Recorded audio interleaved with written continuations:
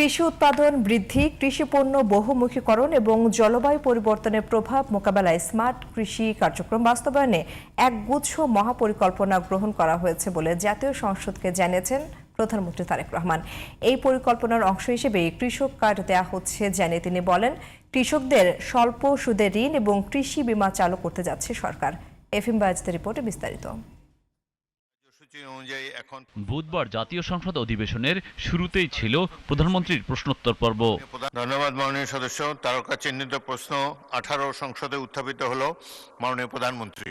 টাঙ্গাইল 6 আসনের সংসদ সদস্য রবিউল আউয়ালের এক প্রশ্নের জবাবে প্রধানমন্ত্রী তারেক রহমান জানান, জলবায়ু পরিবর্তন, জনসংখ্যা বৃদ্ধি, জমির পরিমাণ হ্রাস এবং প্রযুক্তিগত সীমাবদ্ধতার কারণে কৃষিখাত নানা চ্যালেঞ্জের সম্মুখীন। এসব চ্যালেঞ্জ মোকাবেলা করে কৃষিকে টেকসই ও লাভজনক খাতে রূপান্তরের লক্ষ্যেই কৃষক কার্ড দিচ্ছে সরকার।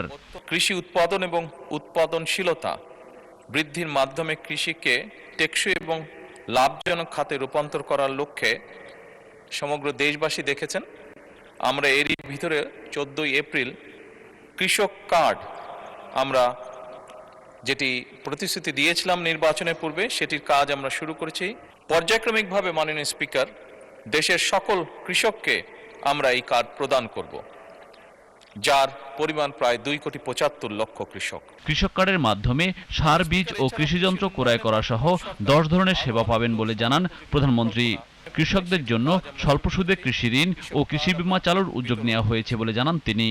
এই কার্ডের মাধ্যমে আমরা কৃষকদের কাছে 10টি সেবা যথা ন্যায্য মূল্যে কৃষি উপকরণ বিতরণ, সরকারি ভর্তুকি ও প্রণোদনা প্রদান, স্বল্প মূল্যে কৃষি যন্ত্রপাতি সরবরাহ, ন্যায্য মূল্যে সেচ সুবিধা, সহজ শর্তে কৃষি ঋণ, কৃষি বীমা সুবিধা, ন্যায্য মূল্যে কৃষি পণ্যের বিক্রয়ের সুবিধা, কৃষি বিষয়ক প্রশিক্ষণ, ডিজিটাল প্ল্যাটফর্মে আবহাওয়া এবং বাজার তথ্য প্রাপ্তি সহ ফসলের রোগবালাই দমনের পরামর্শ প্রদান।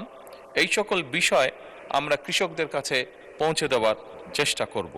প্রধানমন্ত্রী জানান, কৃষি পণ্য সংরক্ষণের লক্ষ্যে আধুনিক কোল্ড স্টোরেজ ও গুদাম নির্মাণ করা হচ্ছে। এছাড়াও কৃষি বিষয়ক গবেষণায় সরকার গুরুত্ব দিচ্ছে বলে জানান প্রধানমন্ত্রী তারেক রহমান। সংসদ সদস্যবৃন্দ এবং দেশবাসীর জানা FM Bayezid, GTV news, Dhaka.